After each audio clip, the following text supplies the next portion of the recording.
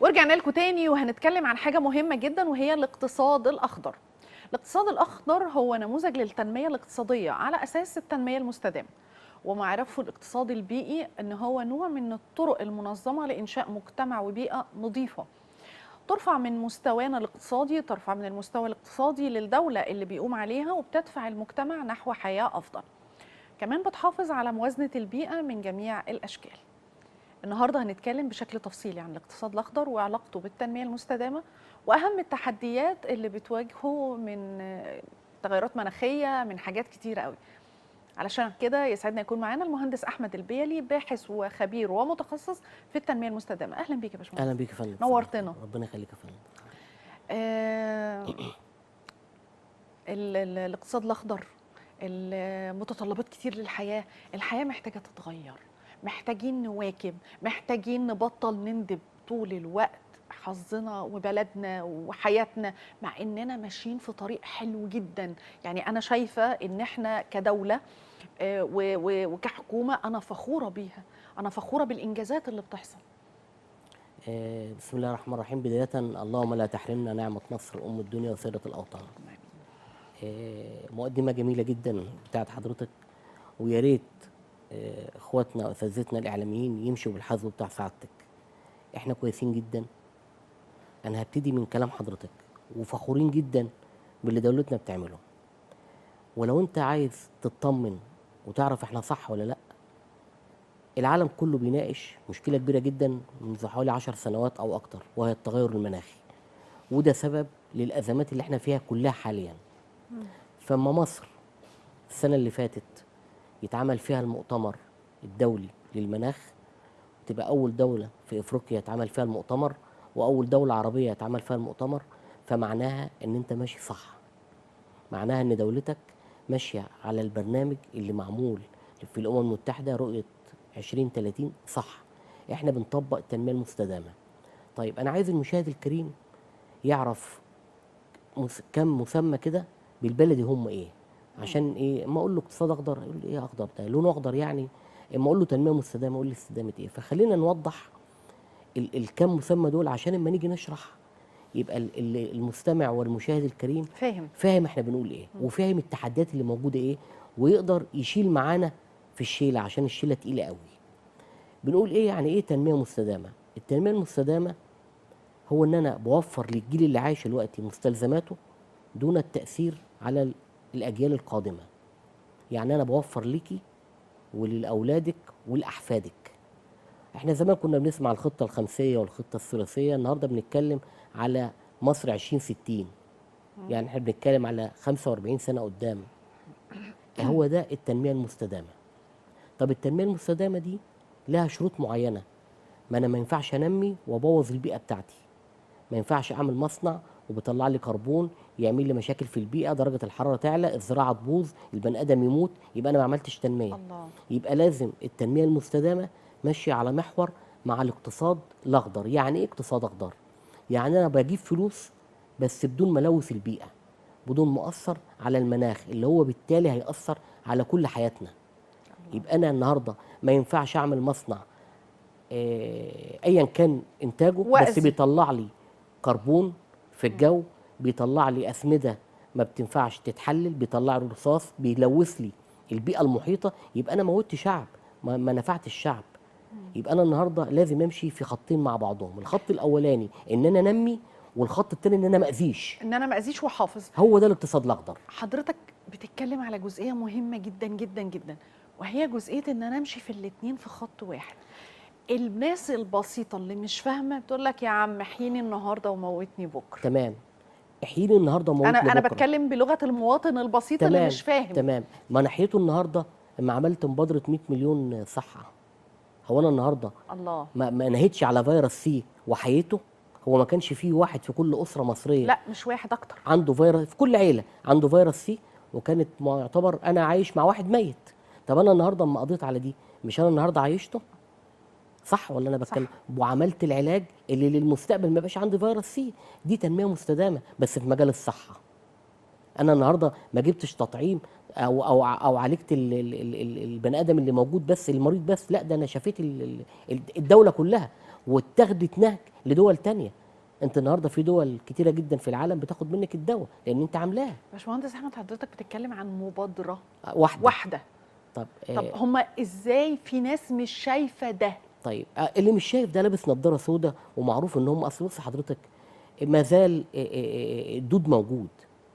خلينا نتكلم بالمنطق، ما زال الدود موجود، بس هو المشكله في حاجه، ان انا النهارده ما ينفعش ابقى زعلان من حضرتك يبقى القناه كلها مش عجباني، يبقى مصر الزراعيه كلها وحشه.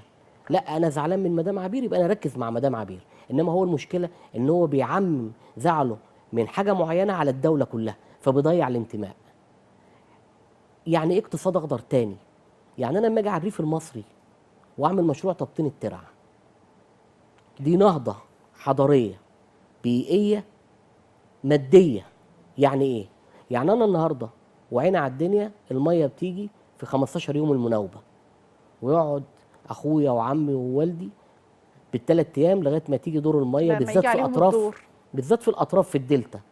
طب انا النهارده اما الميه تيجي من السد العالي لغايه الاطراف في المصب قرب جمصه ودمياط في 3 ايام، النهارده اما اقعد عشان اروي الغيط بتاعي في 10 دقائق بعد ما كنت بقعد ساعه ونص. انا النهارده عملت ايه؟ النهارده وفرت وقتك كفلاح. انا النهارده وفرت المواد البتروليه اللي انا كنت بستخدمها للري. يبقى ده اقتصاد اخضر. اقتصاد اخضر ليه؟ لان النهارده مكنه الري دي اما تقعد شغاله يوم بليله بحرق ديزل بيطلع ثاني اكسيد كربون بيلوث القريه، فده النهارده بيضر على المدى. فانا النهارده عملت اقتصاد اخضر ليه؟ لان انا لما بطنت الترع جبت الميه بسهوله، قللت مده الوقت بتاع الري، فانا النهارده استخدمت مواد بتروليه اقل، يبقى انا اقتصاد اخضر على المدى البعيد. ما يبقاش عندي اسلوب الري القديم. النهارده بقى كل الزراعه بقى ري محوري، وبقت في زراعه مائيه، وبقت في زراعه عموديه، فالموضوع اختلف. بدات اتطور انا، فبدا يبقى عندي مفيش مخلفات لا اما بيئيه ولا هيدروجينيه ولا كربونيه، فانا النهارده حسنت البيئه. هو ده الاقتصاد الاخضر. انا النهارده بعمل حياه كريمه ووفر 48 مليون نسمه عيشه كريمه في القريه المصريه. حاقد وجاحد اللي بيقول لك ان القرى المصريه ما اتطورتش، روح شوف بعينك. انا النهارده اما اعمل داخل القريه المصريه كل مستلزمات الحضر، واوفر لك كل حاجه ومنها الوحده الصحيه والابنيه التعليميه والبريد والشرطه، كل ما انت تحتاجه، كل حاجه. انا وفرت لك حياه امنه. انا بدون مقاطعه للمهندس احمد، احنا قناه مصر الزراعيه نزلت صورت في حياه كريمه، نزلت صورت في بعض القرى. كان المواطن المصري في القرى وفي في القرى دي للاسف علشان يطلع بطاقه لازم يروح اقرب مركز، علشان يطلع ورقه لازم يروح اقرب مركز، بطاقه التموين لازم يروح اقرب او المدينه بتاعه المحافظه اللي هو تابع ليها. كل ده بقى في مكان واحد، حتى المركز ما كانش فيه مركز. يا فندم احنا بنقول يطلع بطاقه دي بيعملها مره كل 7 سنين، لا انا كان ابني عشان يروح المدرسه الابتدائي بيمشي كل يوم مش اقل من 3 ل 4 ل 5 كيلو عشان يروح قريه او مجمع قروي، وما كانش فيه طرق. انا وعيت على الدنيا، انا من محافظه دمياط مركز كفر سعد قريه ابو عدو، فلاح ابن فلاح ابن فلاح. اهلا بيك. تمام، وانا بفتخر بكده. انا النهارده كنا عشان نطلع من نروح قريتنا او نطلع منها لو في مطر مش هنعرف نطلع، لان الطريق طيني وما ينفعش وما بتعرفش تتحرك. النهارده انا بكلم حضرتك عن قريه والكل يروح يبص عليها، معمول فيها مجمع خدمي حكومي على اعلى مستوى، ما بين وحده صحيه، ما بين مدرسه، ما بين سوق تجاري شامل، كل الخدمات. فانت النهارده بتتكلمي عن نقله حضاريه، ده اقتصاد اخضر. ما هو ده برضو اقتصاد اخضر ليه؟ لان انا النهارده موفر مواصلات ابني عشان يروح المركز القريب مني، فانا النهارده قللت استخدام المواد البتروليه، فانا النهارده قللت العوادم. النهارده العالم كله بيتجه على العربيات الكهرباء، ليه؟ عشان اقلل نسبه الكربون اللي موجوده في الجو. ده اقتصاد اخضر. الاقتصاد الاخضر حضرتك ان انا ابتدي انمي كل حاجه بدون ما اعمل خلل في البيئه وبدون ما اقلل الموارد الطبيعيه بتاعتي. من افضل القرارات اللي القياده السياسيه خدتها من 10 سنوات وهي منع تصدير المواد الخام على حالتها. ده حفاظ على البيئه وده حفاظ على الخير اللي عندك.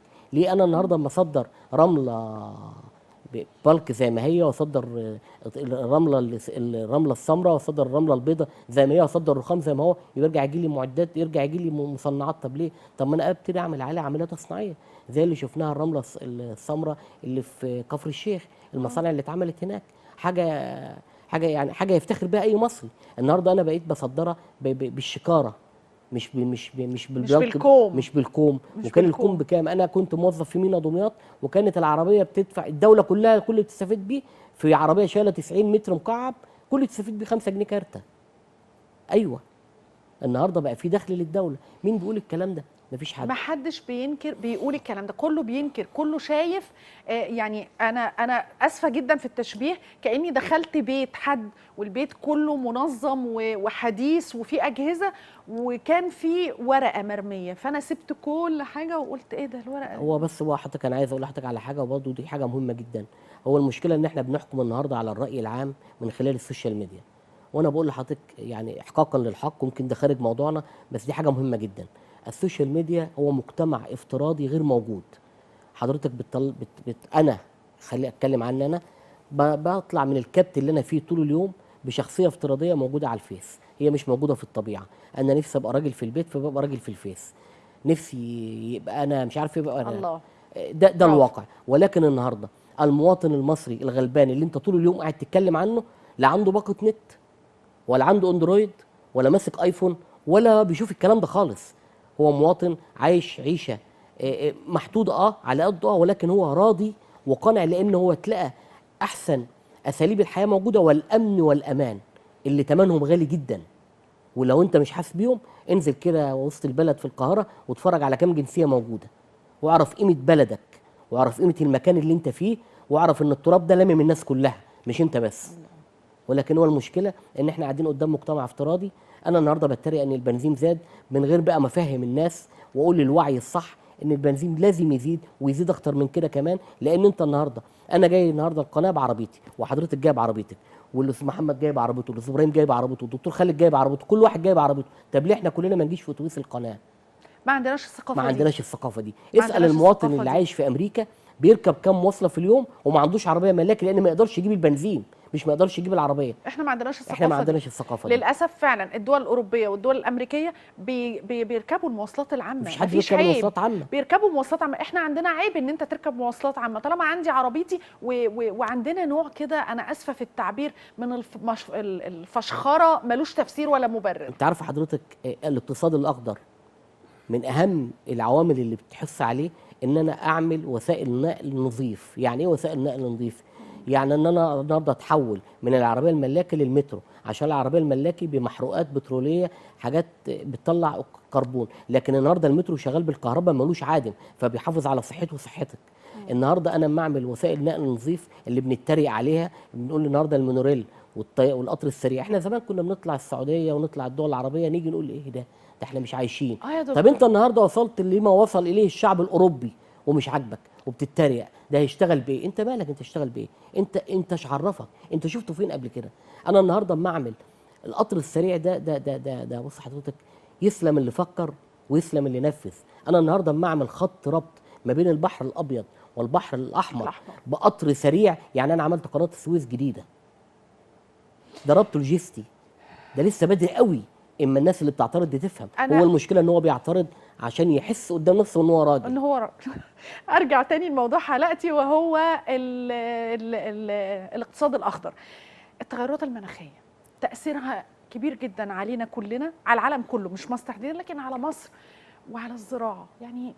طيب مش هنتكلم في التغيرات المناخيه كتير، بس هنقول بقى احنا عملنا ايه كدوله. تمام. عشان المواطن برضو ما زال مش فاهم يعني ايه تغيرات مناخيه. بس احنا الصيف ده حسيناها. خلاص ما فيش حد ينكر ان في تغيرات مناخيه، وان درجه حراره الارض زادت درجه ونص. باطن الارض، خلي بالك، باطن الارض درجه ونص يعني بتديكي من 5 ل 7 في الجو العادي. طب النهارده ده اثر على كل حاجه، عمل ندره مياه، عمل فقر غذائي، ده في العالم كله مش بتكلم على مصر. عمل اختلاف في اساليب الزراعه، لان النهارده عشان اواكب التغير في المناخ، فالنهارده بقى المناخ بتاعي مش ملائم للزراعه، فلازم اغير نوع الزراعه، فبدانا نتجه لزراعات الصوب والزراعه المائيه. طب انا النهارده كدوله، اما دوله تقول لك انا بعمل 100,000 صوبه، هل الكلام ده انعاره فشخره عايز اتصور جنبهم، لا انا بعمل 100,000 صوبه، لان انا النهارده بقت عندي مشكله في المناخ بتاعي، زادت درجه الحراره بتاعتي، فبقت العروه عندي مثلا في الطماطم فيها مشكله، بقى عندي عروه في الفلفل الاخضر وفي الخيار بقى فيه مشكله، بقى عندي بطاطس فيها مشكله. فانا النهارده اما اعمل 100,000 صوبه انا بسد عجز. انت ممكن تكون مش حاسس ان في سد عجز، لان احنا بنزيد كل 15 ثانيه واحد، مش كل 15 ساعه واحد، كل 15 ثانيه واحد. انا النهارده لما اقول ان احنا في 2011 كنا 76 مليون، النهارده احنا 110 بخلاف الضيوف، فاحنا زدنا 50%. فالزياده ال 50% دي لو ما عملتش طفره في الانتاج، لو ما بقاش عندك بدل ما كان في 3 مليون و400 فدان قمح بقى 3 مليون و800، يعني في 400 الف فدان زياده، كنت هتحس بالازمه. لو ما كانش النهارده عندك من 2 مليون من 3 مليون و200 الف فدان ذره وفول، زادوا ل 2 مليون ل 3 مليون و600، يعني برضو في حوالي من 600 الف فدان زياده، كنت هتحس بالازمه. لو النهارده ما كانش عندك مشروع زي الدلتا الجديده واستصلاح ومحور الضبعه والمليون ونص فدان، كنت هتحس بالازمه.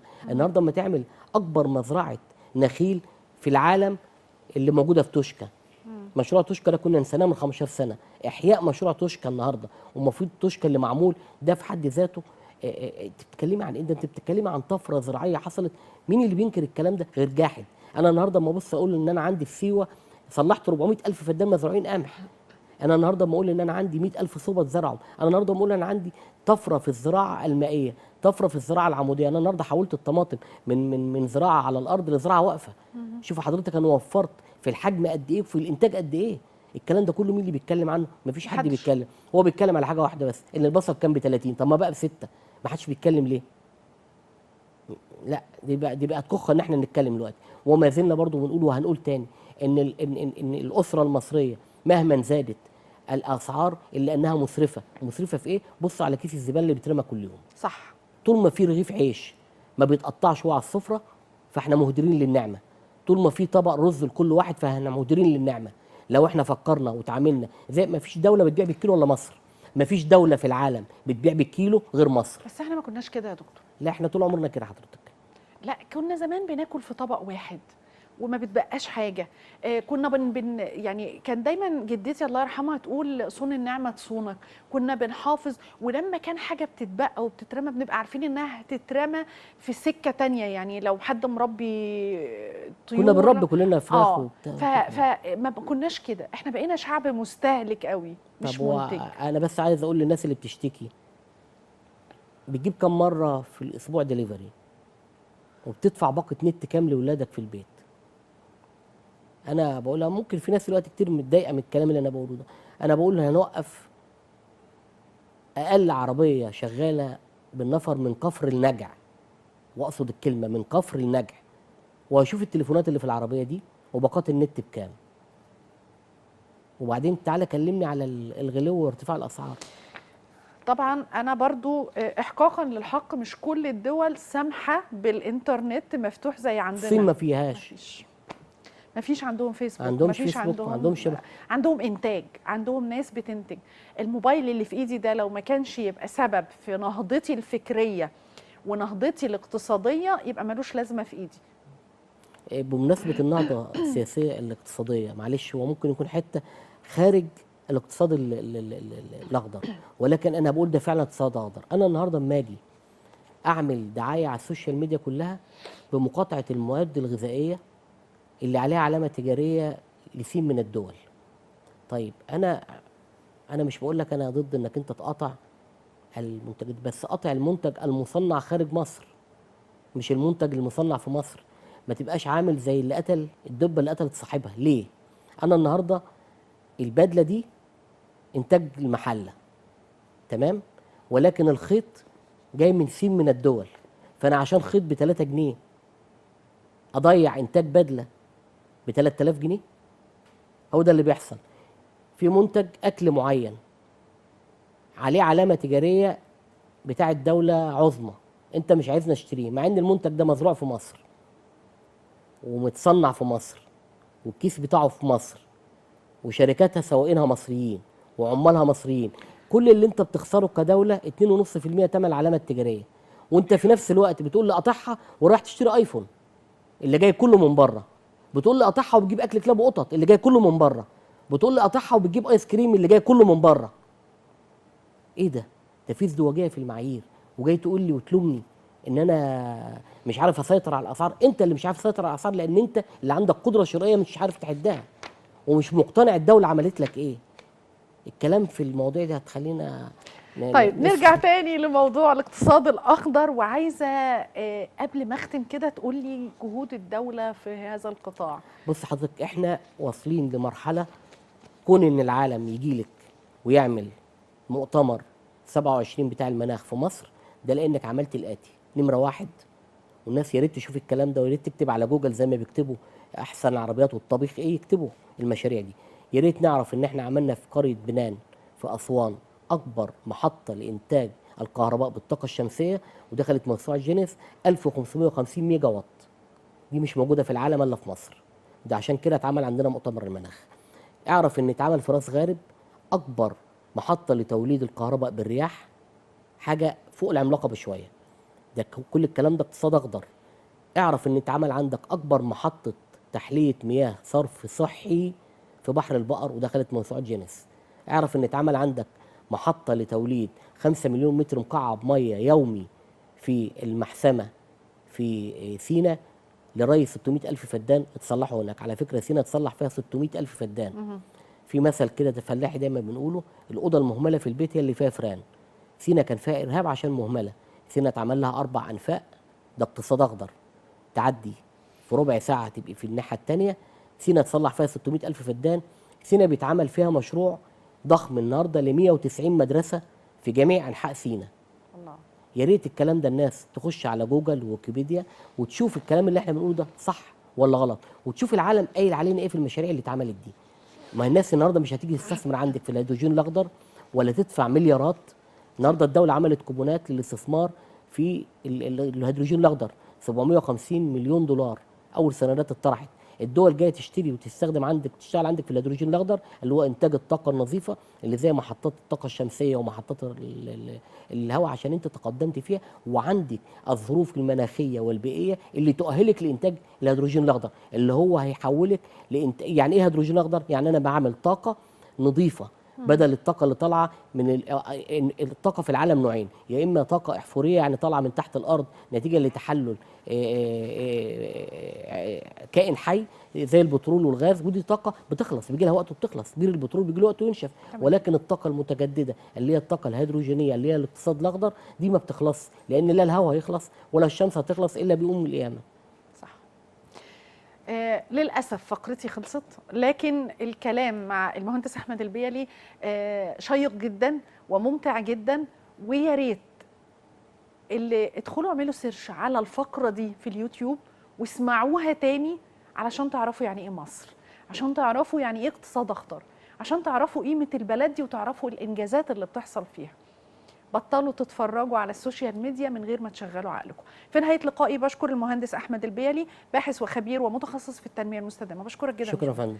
شكرا. مشاهدينا لسه مكملة معاكم، هنطلع فاصل ونرجع لكم مع فقرة حوارية جديدة. استنونا.